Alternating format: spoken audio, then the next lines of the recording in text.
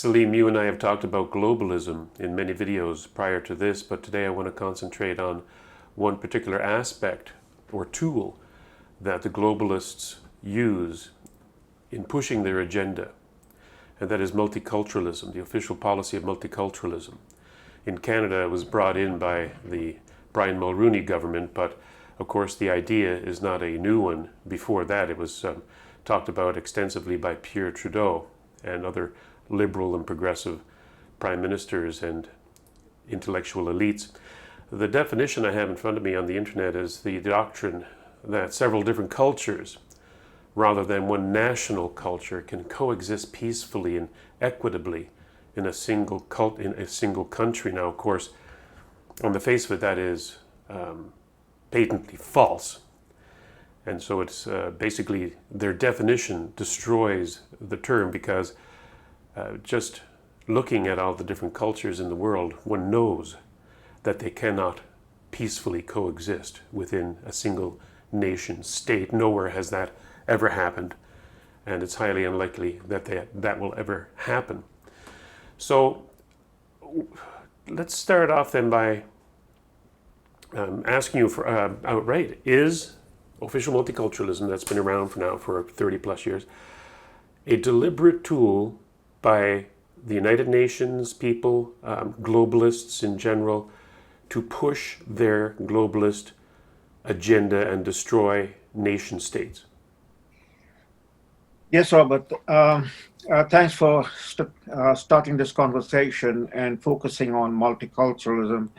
I would indicate right off the bat that while multiculturalism originated, interestingly, right here in Canada, and we're going to talk about that, or at least we can set that into context, more than 50 years ago, with Prime Minister Pierre Elliott Trudeau, the father of the current Prime Minister. But in the course of the decades that have followed, multiculturalism has become a very important strategic policy tool of the globalists. And how it came about is a very intriguing and interesting story that people need to sit back and think about and read and talk among themselves. I have in my hand, Robert, this book, The Strange Death of Europe, by Douglas Murray.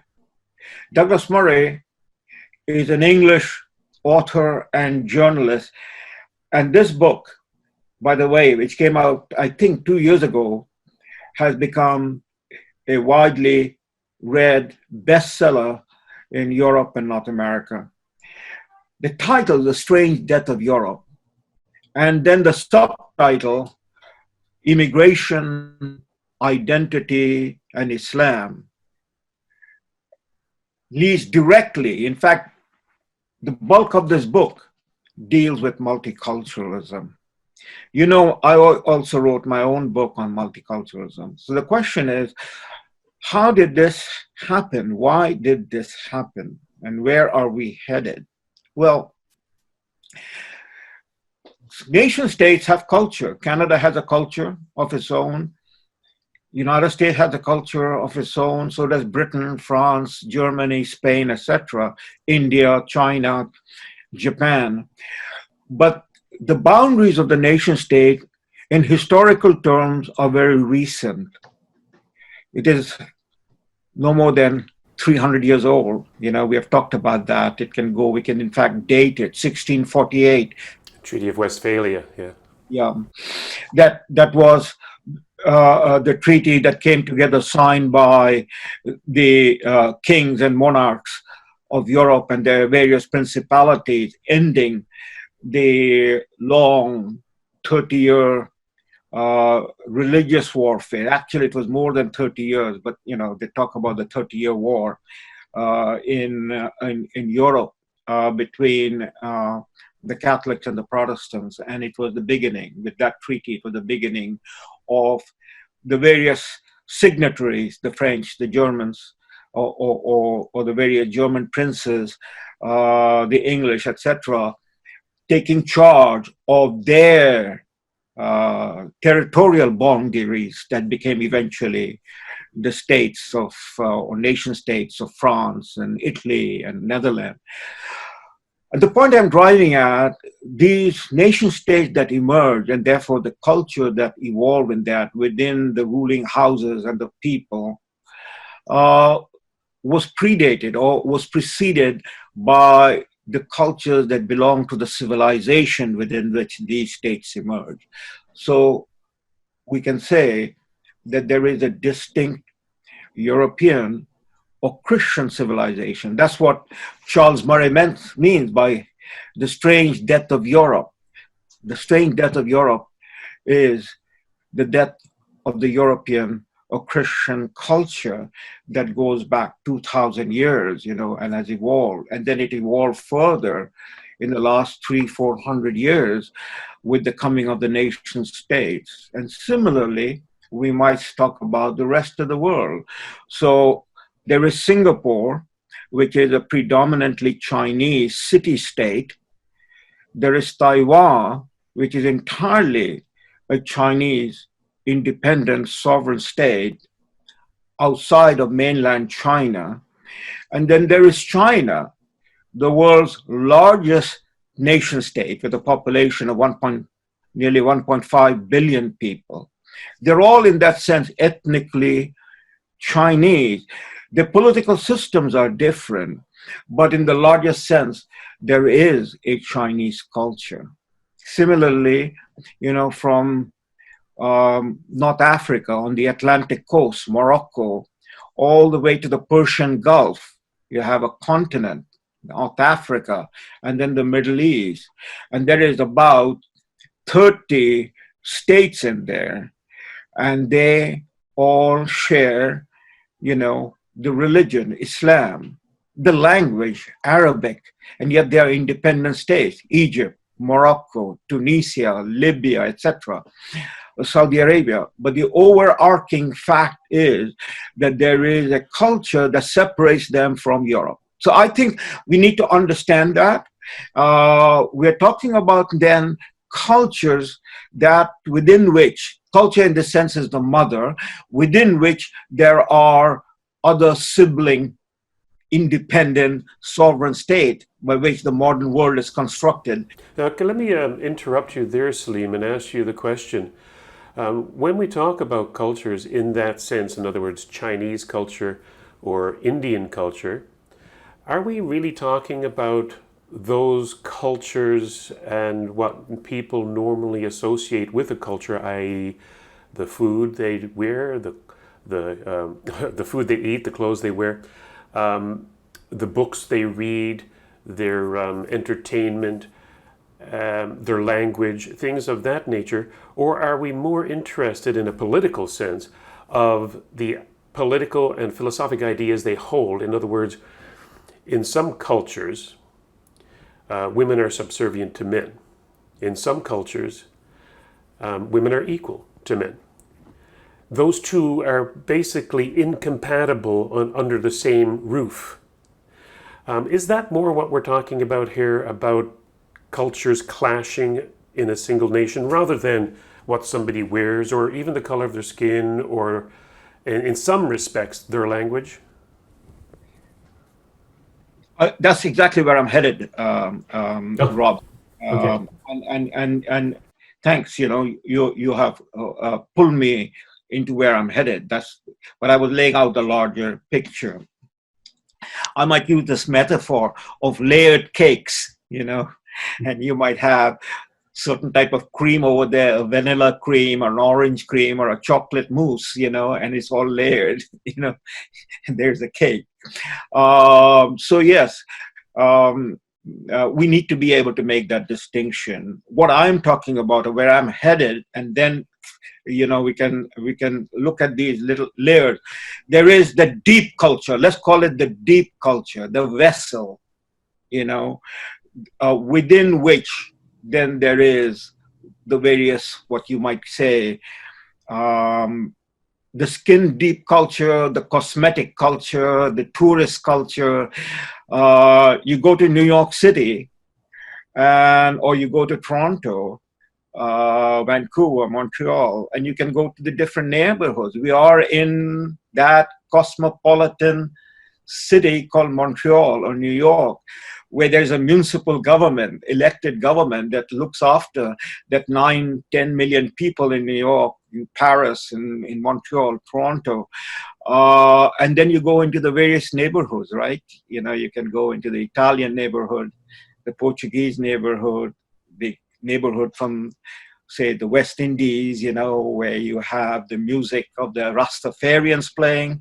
And then you go into the neighborhood, say, of people from the Indian subcontinent. Of course, it is vast and it is very divided ethnically, but you can see distinctly that there's a different type of music playing or different food cuisine that you can taste, and you can go around and pick up Chinese food and so on and so forth, Italian food, Indian food.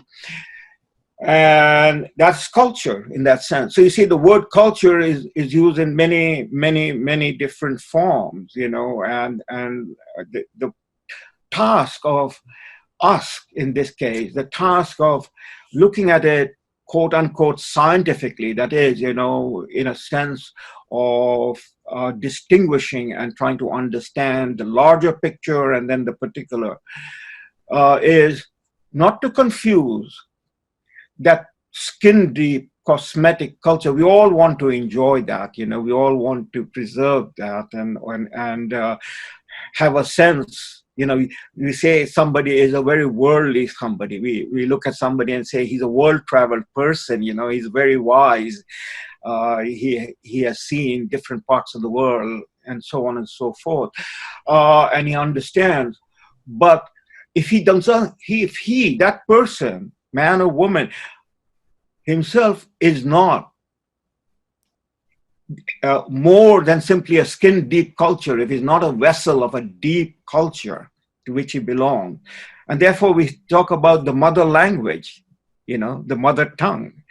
Then that person is simply a feather blowing in the wind, and whatever is of immediate attraction is taken over. So yes, I mean that deep culture, and we are talking about that deep culture. And so The Strange Death of Europe.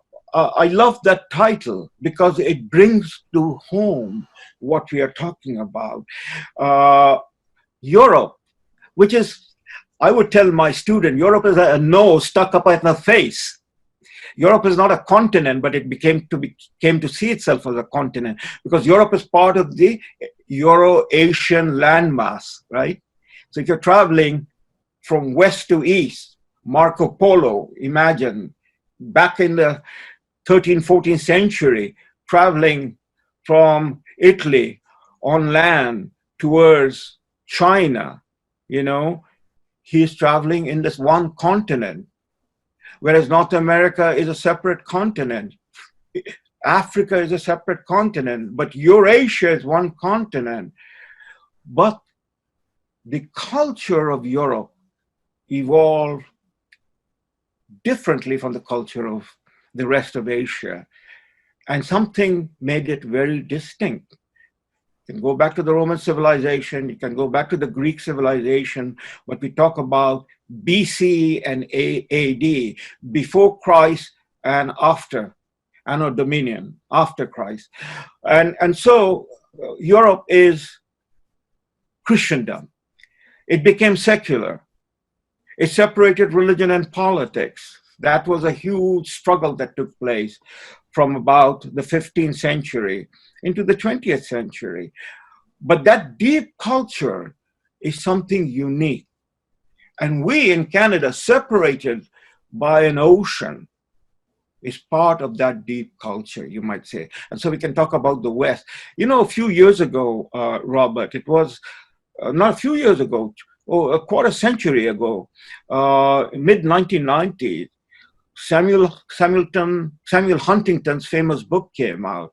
Samuel Huntington since died. He was a professor at Harvard, and you will recall that book, The Clash of Civilization. He was talking about civilization, the clash of civilization. He was not talking about clash of nation states, because in Huntington's book, he argued that after the end of the Cold War, the issue of nation states will be in some way diminished with the idea that the nation states are itself bounded by culture, that's civilization. And we are headed into the clash of civilization. And he was very prescient. He was almost prophetic, because the book came out soon after the collapse of the Soviet Union. Actually, it was a paper that he wrote in Foreign Affairs with the same title, The Clash of Civilization, a title that he took from the great historian of the Middle East, Bernard Lewis, from his essay in which Bernard Lewis talked about the clash of civilization. This was in 1990. And within a decade, we saw what happened. The prophetic warning of Bernard Lewis and Samuel Huntington came to light with the attack on New York and Washington, September 11, 2001. Now, and we have since been in this conflict with another civilization, whether how we understand it is a matter, and I've written about it, I've written a book about it, that is the world of Islam and the West, But the world of Islam is not only out there, the Muslims are right here. You and I, you are a child of the Western civilization in that sense of the term, though you come from Newfoundland and you are a Canadian. I am a child of the world of Islam, and I travel.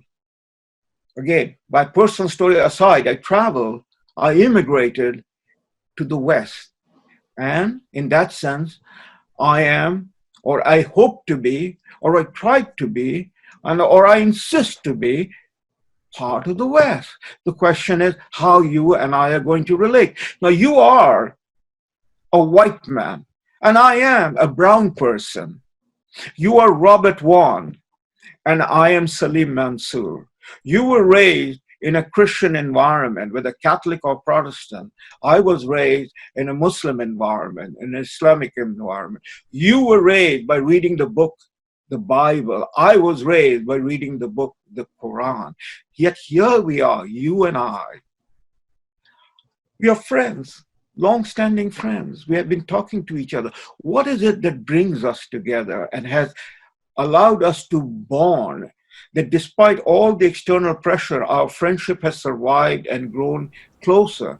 And I will say to you, it is the ideas that we share. certainly.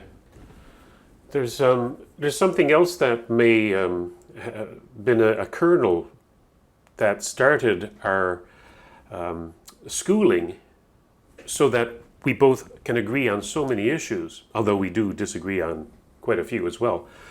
And that would be that you were born in India, raised in East Pakistan, what's now Bangladesh, but if I'm not mistaken, you were steeped in the British schooling system, right? And of course, same here. I was born in Newfoundland, and I went through the. I was taught by Christian brothers and Jesuit priests in a Catholic system, but still British. We have that heritage, even though all the differences that you mentioned are certainly quite self-evident. It's that inculcation into a set of ideas that government is a limited, has a limited function. The separation of church and state, as you said, the value of the individual over the collective, those kinds of deep-seated philosophic notions that comes naturally to you and I, but to a new immigrant from, say, it's not necessary to even name countries or cultures, anyone that's not of that British type of background of individualism, liberty, freedom, free speech, private property rights, the list goes on, all of a sudden is transplanted into our country, and they hold antithetical views to all of those things I just mentioned. So again, let's go back to the original thesis about multiculturalism, the importation of these people who do not share our values, deep-seated values politically, into our nation with the deliberate attempt to undermine those political institutions that have built up around our history. So can we get back to that focus, Salim, and using your historical knowledge, go from, well, we've started with the Treaty of Westphalia, but let's go a little more recently and how this culture, especially with Trudeau, now Trudeau Jr., importing by the millions people from other cultures to deliberately destroy this nation. Yeah, absolutely. So I mean, having established the argument or the context that we must not confuse the tourist cosmetic skin deep culture with the deep culture, and we are talking about the deep culture. So our culture has evolved. It did not drop from the sky, it evolved. I think it's very important that people understand that. I would say to my students, Shaq O'Neal or James LeBron, I'm talking about basketball players, they didn't drop from their mother's womb 7 foot tall and 300 pounds weighing. You know, they were little infants like me. And this evolution of how it evolves is, again, on a different subject. But it's important to know that. And so what evolves and what grows can be something that we can study, learn, and become attached to it. You know, so here I am of Indian birth, and through study, it was not natural. It was through study that I came to appreciate the culture, the deep culture of what we now say, as you have said in a very simple language, and as somebody of my background would put it in the context, say, of Thomas Jefferson's Declaration of Independence of 1776, the unalienable right endowed by the Creator of life, liberty, and the pursuit of happiness.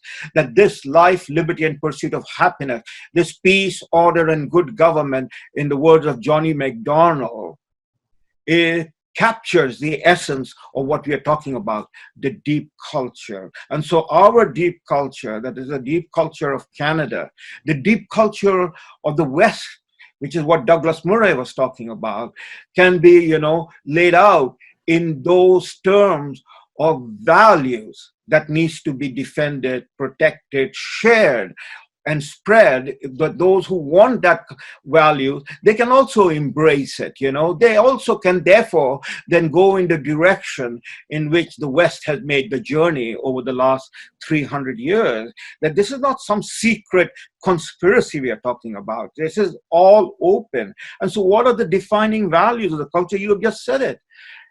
And Douglas Murray talks about it, and I talk about it in my book, that the defining characteristics of our culture, which we then put together in terms of constitutional term, the rules by which we govern ourselves, are or can be put together in a sort of following points, that this is the culture that talks about and defends the equality of sexes. Men and women are equal. There are two genders, not 72 genders, no more than 72 virgins that the Islamists offer to the people who are blowing themselves up, So equality of sexes. It is at the foundation of our deep culture. What else is at the foundation of our deep culture? That is reason supersedes revelation, or reason and revelation. That is, politics and religion have to be kept separate. Secularism, this evolved over time, And so the American Constitution, while it talks about we the people and in God we trust, it doesn't say that the American Constitution is a Christian or a Catholic or an Anglican constitution. It is based upon life, liberty, and pursuit of happiness, equality of men and women, okay? But the First Amendment protects everybody's religion. You have the right of freedom of religion, the right of freedom of speech. So the third element, that is freedom and liberty, this is, again, another core principle that freedom means nothing if there is no freedom of speech. So freedom of speech, that is freedom of thinking, freedom of speaking, freedom of writing, freedom of association, is the foundational basis of our freedom, and this is all about, again, back to individual right. So that's a deep culture. You're absolutely right.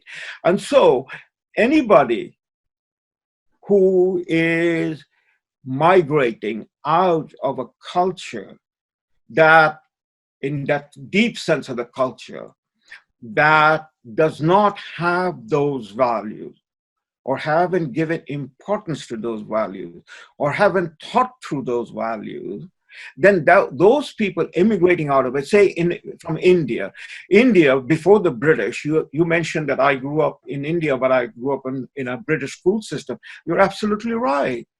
Mahatma Gandhi or Jawaharlal Nehru spoke and wrote in English. But the point is, the deep culture of India is not British.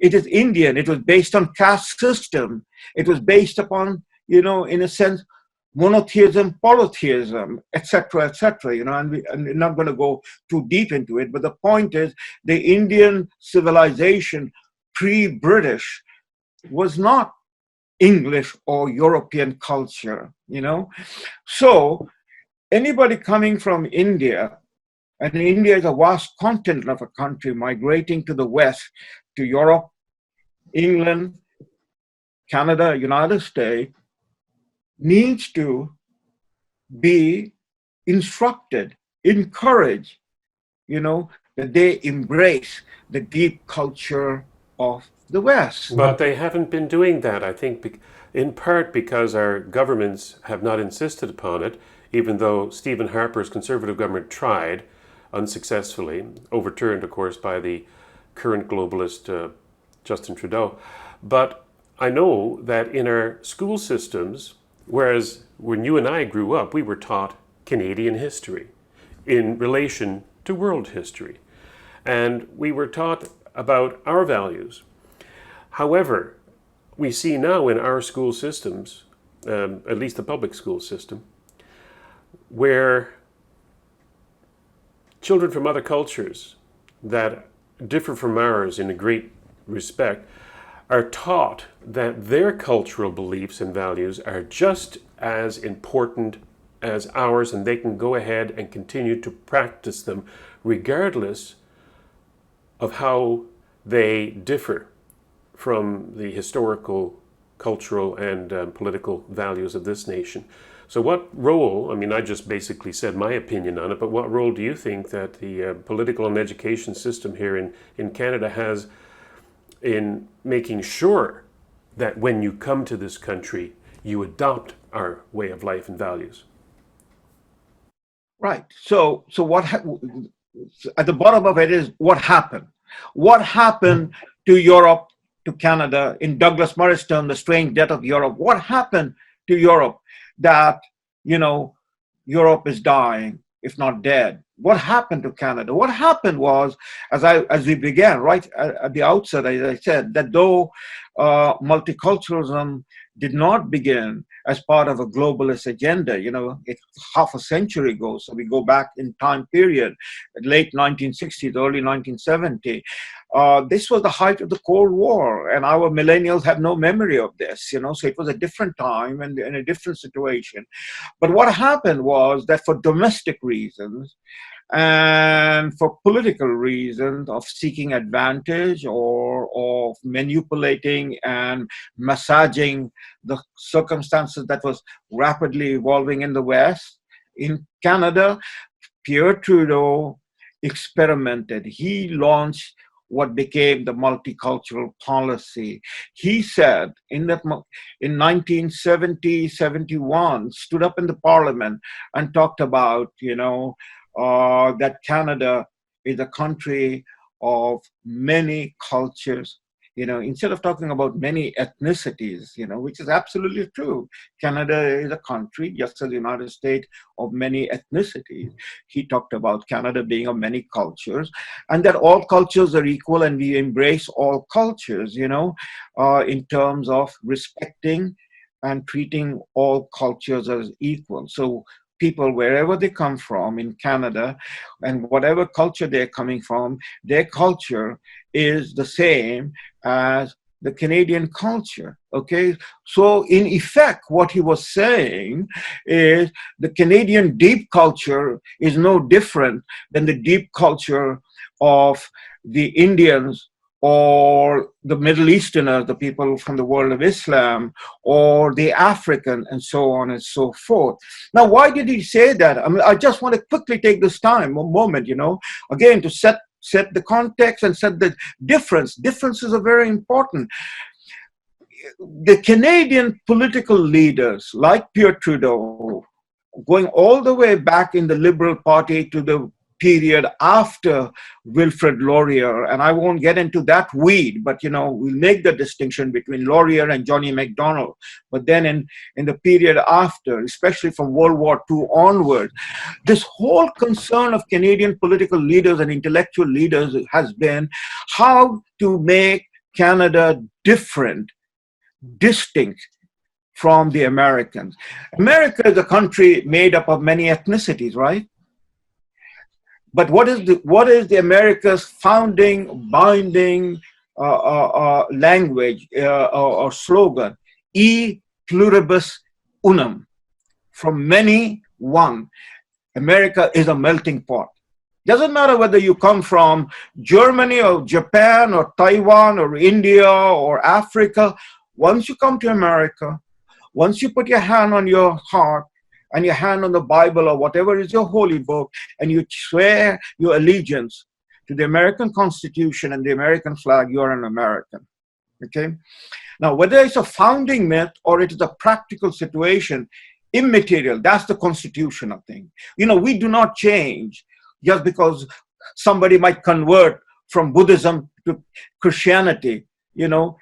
Philosophically, he might embrace Christianity in the sense of religion, but there is a whole body of principles and ideas that Jesus represented, and you will not find it, in that conversion. It takes a whole lot of evolution. Ironically, you might find Jesus in an Indian and not in an Italian. You might find more Jesus and Mahatma Gandhi talking about nonviolence than Jesus in an Italian, say Mussolini, born a Christian, a Catholic, right? So, we have to be very careful about this as we distinguish it. But coming back to Canada, e pluribus unum, that is the melting pot, Pierre Trudeau and others rejected that notion. And their point was, we are going to be a mosaic, a salad bowl. You throw everything inside it, and you'll enjoy all of that, and you have no deep culture. And Trudeau, in 1977, he stood up in the parliament. This is Pierre Elliott Trudeau I'm talking about. He stood up in the parliament and he said, there is no official culture in Canada. Now you fast forward, 1977, almost a half a century later, 2015, his son, now Prime Minister, having won the election, says Canada has no core identity. So, as they say, the fruit does not fall too far from the tree. Or in this case, the nut. The father said no official culture. The son said there is no core identity. Canada is a post-national state. Now, Robert, it is not the immigrant or the migrant saying that. This again has to be clearly understood. It is a political and intellectual leaders, people in the university, professors in the university. I know a whole lot of them because I work with them. People in the media, and here you have the Prime Minister and the opposition leaders. They all agreed that Canada has no culture. We are a great country. We are multiculturalists. Okay? Now we can analyze all of these things. This was long before this globalist agenda has evolved. But what this does, and that's the point I'm driving at, what this does, this whole notion of multiculturalism as it has evolved and come out to play, it is the beginning of the destruction, the weakening, and therefore the destruction of, if I may use the term, the cultural immune system of any civilization, or therefore any nation state. That is a deep culture. If that is weakened, then that culture will not stand up and defend its own values. So if all cultures are equal, then why should a Canadian born, say, somewhere outside of Calgary, Alberta, or somebody born outside of St. John, Newfoundland, or Halifax, Nova Scotia, fight to defend what you are talking about, fight in the sense of the intellectual struggle, the political struggle, to defend what is the deep culture of Canada? They would have no reason to. Pardon? They would have no reason to. They wouldn't have no reasons to, and that's what, over the last half a century, our students have been taught, that we are a multicultural country. Now that is actually maybe the statement made by our politicians, but it is in fact incorrect. It's a falsehood. It's a narrative that they are trying to push. They're trying to say this is what we want to be, a nation with no core identity or a nation with no official culture, but that belies the facts. Of course we have it. And now, mind you, it is rapidly changing with their multicultural policy and globalist agenda, but it still is an out and out lie for both Pierre and his son to say such a thing. And that is why you and I are fighting against this thing. Now, I understand that just before I hit record on this particular video, you were telling me about a letter that you received from Preston Manning in response to a query or a concern that you sent to him. Did you want to talk about that? Yes, I do. In talking about that, I just want to remind you the book I wrote about this. Precisely, multiculturalism is a huge hoax. It is, as I called it, a delectable lie. It is a very pleasing idea that all cultures are equal, how nice a people we are. We are not in a state of judging anything. We are a people without any historical understanding of anything. We are not going to judge anything. We will simply embrace everybody. So John Lennon's song, what was the John Lennon song? Imagine. Became the national anthem. Imagine. Yeah, and by the way, Robert, it has got a very pleasing melody. Sure. It has got a very haunting melody. That's why it became, But the message inside that is precisely the lie, delectable lie, that all cultures equal, imagine there is no country, and so on and so forth. Yeah, so I was struggling with this whole issue in the university in the 1990s. Why in the 1990s? And I'll come back to it in a moment. But in the 1990s, and so I wrote a letter. This is a letter I wrote. It is a single space, 4-page letter. It's about, 1,000+ word, letter I wrote. Dear Mr. Manning, November 10th, 1997. Mr. Manning had now become, the Reform Party had become the official opposition in the 1997 election, and Mr. Manning was now the official opposition leader. And I thought, I'll take a shot in the dark, and I'll write to him, because I supported Reform Party in the mid-1990s on a whole host of issues, coming together in what was at that time the debate over Meech Lake Accord and the question of whether Quebec should become or declared a distinct society in the Constitution by amending the Constitution that Pierre Trudeau had patriated, and the Charter of Rights and Freedom had been put together in 1982. Lo and behold, Preston Manning took the time off and replied to me the following month in December. Can I take a minute and read an opening sentence? I mean, sure, I was blown away, that Preston took the time. I mean, I'm sure, like any other person in the house, he was receiving hundreds of letters, but he took the time to write to me 2-page letter, and this is what he wrote. I won't go through the whole letter, but this blew me. He wrote, Dear Dr. Mansur, I first of all want to thank you for your excellent letter of November 10th and apologize profusely for not replying sooner. Your letter was so outstanding and analyzed the Canadian situation so perfectly that I hooked it out of my correspondence file. We get about 2,000 letters a month for my personal attention.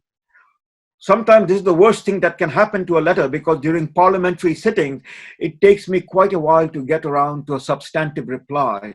And then he made a substantive reply, and he connected me to a number of people who had become elected with him as a Reform Party member from Western Canada, you know.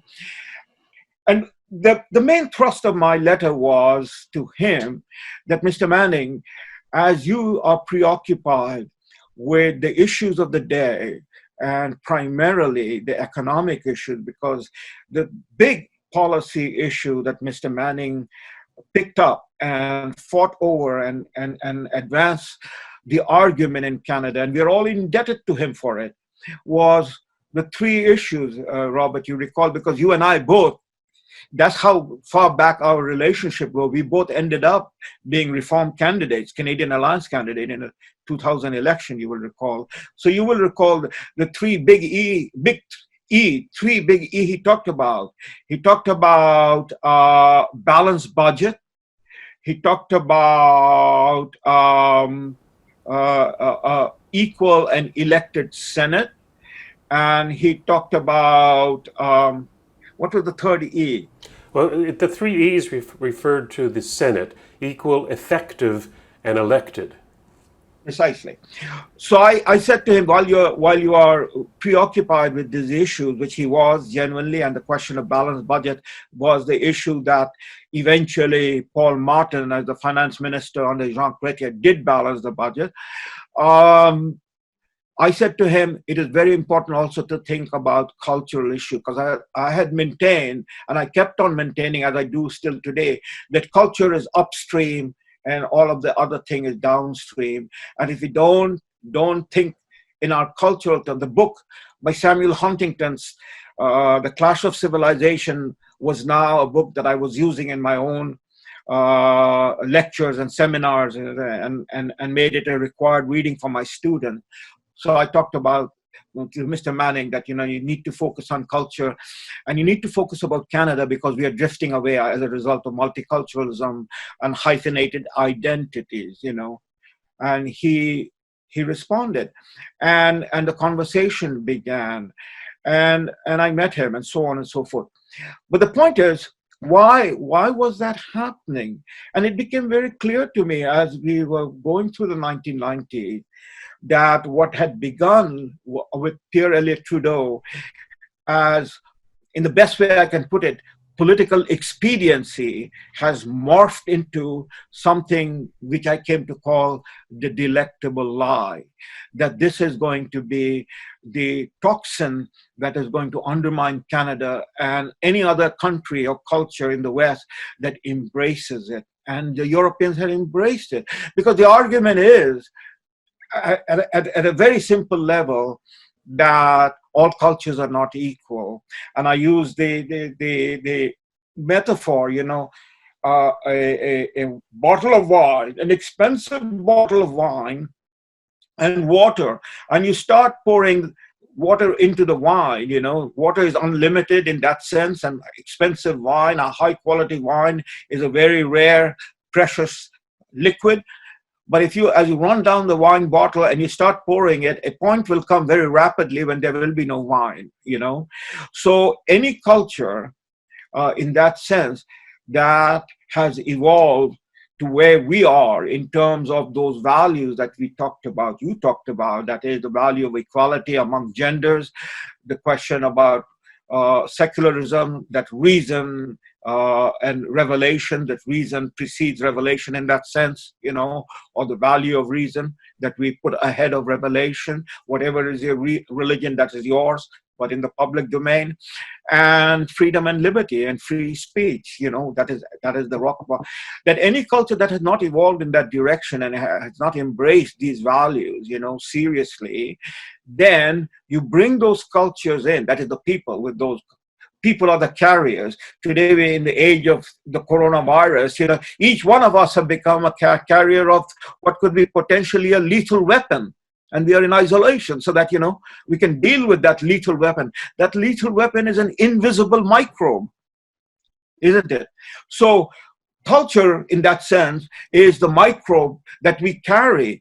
And if we keep on bringing this culture to the people that we bring in, eventually our own distinct, deep culture will become diluted and will be lost.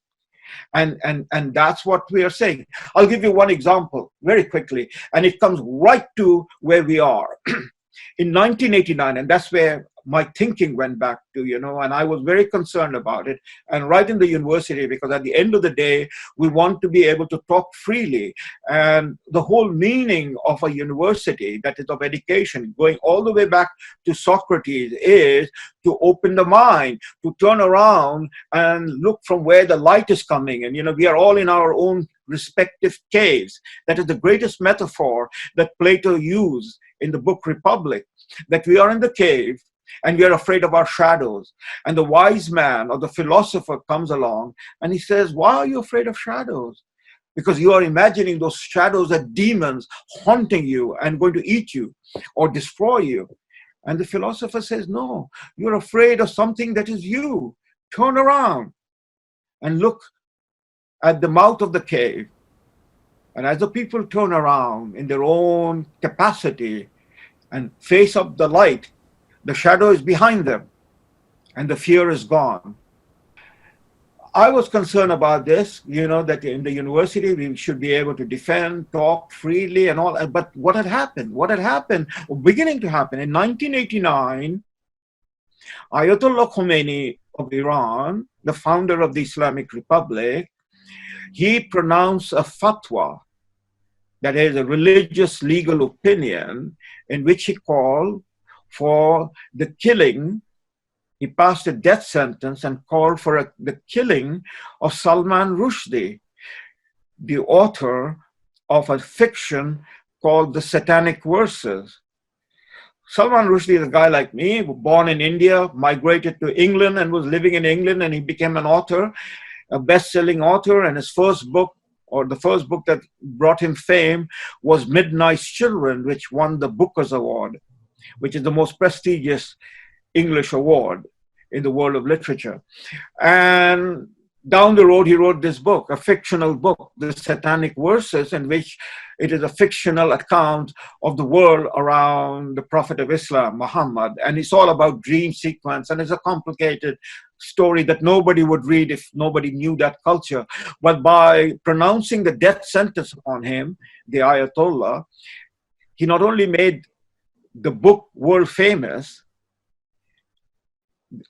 Another Nobel Prize winner, V.S. Naipaul from Trinidad, a great, great writer, again wrote in English, he said that censorship of books is quite common, but there has never been a censorship where the author has been, pronounced with a death sentence. So anyhow, the death sentence on Salman Rushdie became a huge affair, a huge scandal. The man had to be put away in seclusion by the British government. Hundreds of thousands, if not millions of pounds was spent by the British government to protect Salman Rushdie with proper security. And the West got divided.